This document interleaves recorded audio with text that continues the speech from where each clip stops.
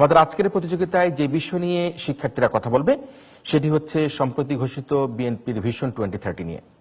এ বিষয়ে কথা বলার জন্য আমাদের সাথে সরকারি দল হিসেবে বক্তব্য উপস্থাপন করবে ইস্ট ওয়েস্ট ইউনিভার্সিটি ঢাকা এবং বিরোধী দল হিসেবে বক্তব্য উপস্থাপন করবে BGME university of fashion and technology Dhaka.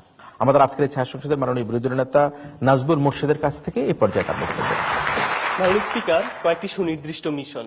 মানুষের মাথাপিছু আয় হবে $5,000, জাতীয় গ্রিডে বিদ্যুৎ থাকবে 35,000 মেগাওয়াট, জিডিপির প্রবৃদ্ধি ছাড়িয়ে যাবে 2 অঙ্কের কোঠা, এবং জাতীয় যে কোনো অত্যন্ত জনগুরুত্বপূর্ণ বিষয়ে সিদ্ধান্ত নিবে জনগণ নিজে গণভোটের মাধ্যমে। এই কয়েকটি মিশনের সমন্বয় এবং আরো কিছু মিশন উনি বারবার বলেছেন 211টি, আসলে সেটা হবে 256টি অনুচ্ছেদ, উনি না পড়ে সেটা বলেছেন মাননীয় স্পিকার। মাননীয় স্পিকার, অনুচ্ছেদ সেখানে রয়েছে, এই অনুচ্ছেদগুলো সমন্বয় হচ্ছে মাননীয় স্পিকার ভিশন 2030। মাননীয় স্পিকার, যে ভিশনটি আজকে আমাদের মাননীয় সরকার দল ব্যর্থ প্রমাণ করার জন্য এই সংসদে দাঁড়িয়েছে। মাননীয় স্পিকার, সরকার দল যেটা বলছে যে ভিশন 2030 ক্ষমতায় যাওয়ার একটি প্রতিশ্রুতি মাত্র। শুরুতেই পরিষ্কার করতে চাই কেন এটা ক্ষমতায় যাওয়ার প্রতিশ্রুতি না। মাননীয় স্পিকার, আজকে দেখুন, এই ভিশন 2030 ঘোষণার আগে জাতির সামনে দুইটি ভিশন ছিল, এক ভিশন 2021 এবং ভিশন 2041। অর্থাৎ এই দুইটি ভিশনে ভিশন 2021 ছিল জাতি মধ্যম আয়ের দেশে পরিণত হবে এবং ভিশন 2041 ছিল জাতি উন্নত দেশে পরিণত হবে। এই দুইটা মাইল ফলক অর্জনের মাঝখানে কিন্তু জাতিকে আরেকটি মাইল ফলক অবশ্যই অর্জন করতে হতো মাননীয় স্পিকার। সেটা হচ্ছে মাননীয় স্পিকার, কখন জাতি মাননীয় স্পিকার উচ্চ মধ্যম আয়ের দেশে পরিণত হবে। মাননীয় স্পিকার, বাংলাদেশ সরকার বা বাংলাদেশের কোন রাজনৈতিক দল ইতোপূর্বে কিন্তু এটা পরিষ্কার করতে পারেনি মাননীয় স্পিকার, যে বাংলাদেশ কখন উচ্চ মধ্যম আয়ের দেশে পরিণত হবে, সেই মুহূর্তে দেশের মাথাপিছু আয় কত থাকবে, দেশের বিভিন্ন সেক্টর কোন অবস্থায় থাকবে। আর বারবার রাষ্ট্র ক্ষমতায় থাকা একটি রাজনৈতিক দল হিসেবে কিন্তু আমরা আমাদের দায়বদ্ধতা থেকে দেশের উন্নয়নের সাথে এই বিষয়টি জনগণের সামনে তুলে ধরেছি। এখানে কোনো মাননীয় স্পিকার ক্ষমতায় যাওয়ার পায়তারা বা ক্ষমতায় যাওয়ার ইচ্ছা মাননীয় স্পিকার লুকিয়ে নেই মাননীয় স্পিকার, সেটা তাদেরকে বুঝতে হবে। একটা প্রশ্ন দিতে জি, আপনারা তো বললেন যে 2030 সালের মধ্যে আপনারা উচ্চ মধ্যমের দেশে পরিণত হবেন, একটি রূপরেখা দেখিয়ে যাবেন অনুগ্রহপূর্বক, যে আসলে আমরা এই কার্যক্রমগুলোর মধ্যে দিয়ে এই কাজটি সম্পাদন করব। জি, আমি তো রূপরেখাগুলোই দেখাবো এবং রূপরেখাগুলো 256টি অনুচ্ছেদের মাধ্যমে দেখানো হয়েছে। আমি আমার পুরো বক্তব্যেই সেটা দেখাবো, আপনি দয়া করে মনোযোগ দিয়ে শুনবেন। আর রূপরেখার প্রথমটি যেটি হচ্ছে সেটি হচ্ছে গণতন্ত্র নিয়ে প্রথমে কথা বলতে চাই, যেটা আবার আপনাদের ভালো লাগবে না। মাননীয় স্পিকার, আজকে যদি গণতন্ত্র নিয়ে কথা বলতে যাই, আজকে আমাদের স্বাধীনতার যে মূল 4টি চেতনা ছিল তার একটি ছিল গণতন্ত্র। আজকে 90 দেখেছি গণতন্ত্র ফেরানোর আন্দোলনে নূর হোসেন থেকে শুরু করে ডক্টর মিলনের লাশের উপর ভিত্তি করে আমার গণতন্ত্র দাঁড়িয়েছিল মাননীয় স্পিকার। ঠিক সেই জায়গায় দাঁড়িয়ে আছে 5ই জানুয়ারির মাধ্যমে মাননীয় স্পিকার বাংলার মাটিতে গণতন্ত্রের কবর রচনা করা হয়েছে মাননীয় স্পিকার। আজকে মাননীয় স্পিকার সেই কবরের উপর দাঁড়িয়ে মাননীয় প্রধানমন্ত্রী আজকে এই প্রস্তাবটি তুলেছেন মাননীয় স্পিকার।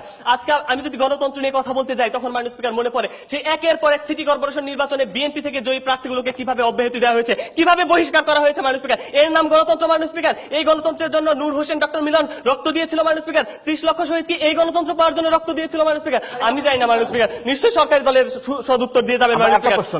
একটা শেষ প্রশ্ন। অসংখ্য ধন্যবাদ স্যার, একটু দেখিয়ে দিয়ে যান যে স্যার আসলে স্বৈরশাসক হিসেবে ক্ষমতায় এসে কারা সর্বপ্রথম বা একদম শুরুর দিকটাতে বাংলাদেশ প্রতিষ্ঠিত হওয়ার পর থেকে এখন পর্যন্ত কারা আসলে এই মানে এক ধরনের ক্ষমতাকে এক ধরনের অপব্যবহার করেছে, এটি স্যার একটু দেখিয়ে দিয়ে যান।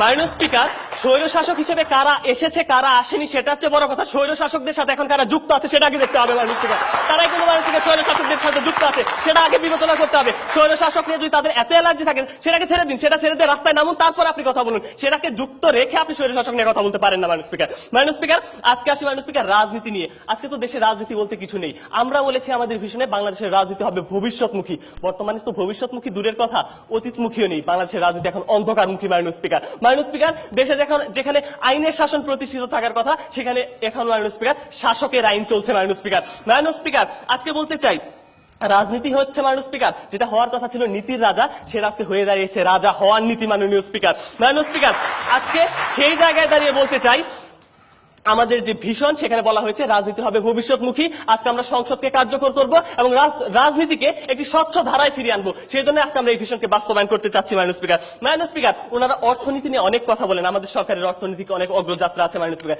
সেখানে আমরা আমাদের অর্থনৈতিক নীতিতে দেখিয়েছি আমরা আমাদের মাথাপিছু আয় করবো মাননীয় স্পিকার $5,000, আমাদের জিডিপি প্রবৃদ্ধি 2 কোঠা ছাড়িয়ে যাবে এবং সকল খাতকে সমন্বিতভাবে এগিয়ে নিয়ে আমরা আমাদের অর্থনীতির বিকাশটা ঘটাবো মাননীয় স্পিকার। কিন্তু তারা যেটা বলেন তাদের নাকি মাননীয় স্পিকার জিডিপির প্রবৃদ্ধি দুর্নীতির স্বাদ ছাড়িয়ে গিয়েছে মানুষ স্পিকার, প্রায় এই কথাটা ওনারা বলেন। কিন্তু আজকে যখন আমি বিশ্ব ব্যাংকের ওয়েবসাইট দেখি সেখানে দেখি 6.8 বাংলাদেশের জিডিপির গ্রোথ দেখাচ্ছে।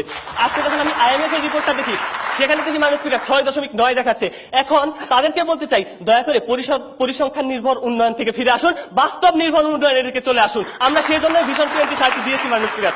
মানুষ স্পিকার, সর্বশেষে বলতে চাই, শিক্ষা নিয়ে একটু কথা বলতে চাই মানুষ স্পিকার। জি, শিক্ষা নিয়েও যত কম কথা বলা যায় বর্তমান সরকারের জন্য তত ভালো মাননীয় স্পিকার। আজকে দেখেছেন মাননীয় স্পিকার, শিক্ষার কি হাহাকার চলছে মাননীয় স্পিকার। আমার ছোট ভাই মাননীয় স্পিকার যখন SSC পরীক্ষা রিয়াকটেন্স পরীক্ষা দেয় তখন প্রশ্নপত্র ফাঁস হয়েছিল। সে আমাকে জিজ্ঞেস করেছিল, ভাইয়া প্রশ্নপত্র ফাঁস হয়েছে। আমি বলেছি চিন্তা করার কোনো কারণ নেই, ফাইনাল পরীক্ষায় প্রশ্ন ফাঁস হবে না। ফাইনালেও মাননীয় স্পিকার প্রশ্ন ফাঁস হয়ে গিয়েছিল মাননীয় স্পিকার। তখন সে আমাকে বলেছিল, ফাইনালে তো প্রশ্ন ফাঁস হলো, এবার আমি কি করবো, এত পড়াশোনা করে তো কোনো লাভ নেই। আমি বললাম, আরে ফাইনাল বাদ দাও, ভর্তি পরীক্ষায় কখনো প্রশ্ন ফাঁস হয় না। তখন দেখলাম মাননীয় স্পিকার সেবার মেডিকেলের ভর্তি পরীক্ষার প্রশ্ন ফাঁস হয়ে গিয়েছে মাননীয় স্পিকার। ঠিক সেই জায়গায় আমার ছোট ভাই আমাকে প্রশ্ন করেছিল, এবার তুমি কি জবাব দিবে। আমার কাছে কোনো জবাব নেই মাননীয় স্পিকার, আশা করি সরকারি দল সেই জবাবটি দিয়ে যাবে আমার ছোট ভাইয়ের জন্য মাননীয় স্পিকার। ঠিক সেই জায়গায় দাঁড়িয়ে বলতে চাই, আমরা যে শিক্ষানীতি দিয়েছি সেই শিক্ষানীতিতে আছে মাননীয় স্পিকার যে শিক্ষা হবে জীবনমুখী, বাস্তবমুখী, কর্মমুখী, সার্টিফিকেটমুখী নয়, যাতে করে ভবিষ্যতে আর কোনো সর্বোচ্চ রেজাল্টধারী ছাত্রকে বলতে না হয় I am GPA 5 মাননীয় স্পিকার। মাননীয় স্পিকার, তাই সর্বশেষে একটি কথা দিয়ে বলতে চাই, আমাদের যে ভিশন সে ভিশনে আছে আমরা দেশকে গড়ে তুলব সুনীতি, সুশাসন এবং সুসরকারের মাধ্যমে মাননীয় স্পিকার। এই 3 সুয়ের ব্যবহার আমরা করব। কিন্তু হয়তো আমাদের একটু ভুল হয়ে গেছে, আরেকটা সুর দরকার ছিল মাননীয় স্পিকার, সেটা হচ্ছে সুবুদ্ধি। এই মুহূর্তে সরকার সুবুদ্ধির উদয় হওয়া দরকার মাননীয় স্পিকার। আর সেই জন্য সরকারকে বলছি, আসুন আমাদের এই প্রস্তাবটি মেনে নিন, জাতিকে উচ্চ মধ্যমায়ের দেশের দিকে এগিয়ে নেওয়ার জন্য সহায়তা করুন এবং জাতিকে একটি সুন্দর জায়গায় নিয়ে যান। আর সেই প্রস্তাবটি রেখে আমি বলতে চাই, মাননীয় প্রধানমন্ত্রী যে প্রস্তাবটি এই সংসদে উত্থাপন করেছেন সেটা কোনোভাবেই গ্রহণযোগ্যতার দাবি রাখে না। ধন্যবাদ মাননীয় স্পিকার, ধন্যবাদ সবাইকে। ধন্যবাদ। সংসদের মাননীয় বিরোধী নেতাকে। তিনি তার বক্তব্যের একেবারেই প্রথম অংশে এসেই 5 জানুয়ারিতে যে বাংলাদেশের গণতন্ত্রের কবরের কথা বলেছেন এবং প্রশ্ন করেছেন যে স্বৈরাচারের সাথে কারা যুক্ত রয়েছেন।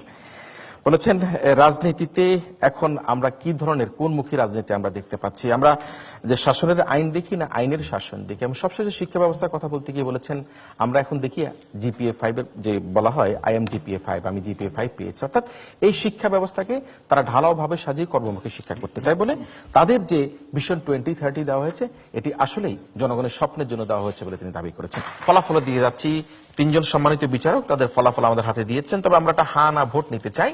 সরকার যেটি বলছেন ভিশন 2030 ক্ষমতা যাবার প্রতিশ্রুতি মাত্র। এই প্রস্তাবের পক্ষে যারা রয়েছেন তারা হা বলুন, যারা এই প্রস্তাবের পক্ষে রয়েছেন তারা হা বলুন, এই প্রস্তাবের পক্ষ দল হা বলুন, আর যারা এই প্রস্তাবের বিপক্ষে রয়েছেন তারা না বলুন, যারা এই প্রস্তাবের বিপক্ষে রয়েছেন তারা না বলুন, প্রস্তাবের বিপক্ষ দল না বলুন। হ্যাঁ এবং না ভোট নিয়েছি আমরা। এই সংসদে এই প্রস্তাবটি গৃহীত হয়নি।